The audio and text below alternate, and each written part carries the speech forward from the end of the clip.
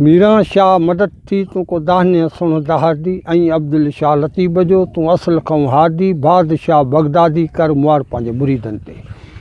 मीरा शाह मदद थी तूं जुंग पीर जलील ऐं अब्दुल शाह लतीब जो तूं वसीला तूं वली साईं पंहिंजा सभई पीर खणी हली पर करे मुआर वेचारे पंहिंजे मुरीदनि ते।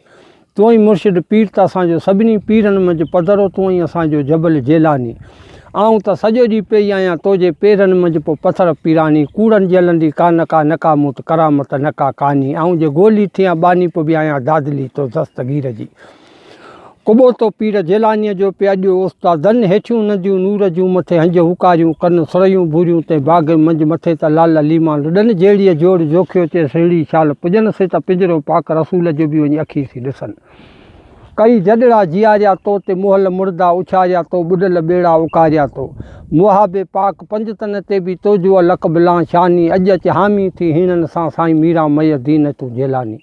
घेटो कोट ख़ैबर जो ज़ोरां तुंहिंजी ॾाॾी सा रसूल अल्लाह जी ज़ादी तूं ऐं औलाद हैदर जो जे खटियो पे कोट ख़ैबर जो।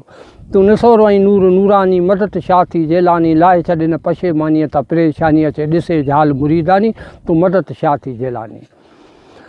पीरान पीर दस्तगीर खे जॾहिं को सवाली सॾु करे हकल मजो हाशमी तोड़े वेलो वीर वरे तोड़े हूंदो पंधु परे पोइ बि कंदो मुआर मुरीदनि ते।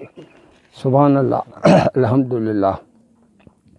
जातू मंगायल हिते वेसलो वठी तो कीअं हुते तुंहिंजे परणे जा पियो ॿधी छॾे ॾींहं नारे जा ऊन्हारे नेठि वञी मौसम वसंदा मींहं पोइ ॾोरे हिकु ॾींहं ने कंदा हवाले न कुंवार जे। आरस छॾ भाग कर साया संभरण जा हिकिड़े ॾींहुं लहंदे वञी सुहाग मोहबत जे मैदान जो। नबी ऐं वलीअ हिते आया हुआ सव सुल्तान मौला उतां मोकिलिया हुआ दिलफन संदा दान पर कंहिंखे ॾिनई कान मोहलत माफ़ी मोहत जी। सुभान अल्लाह।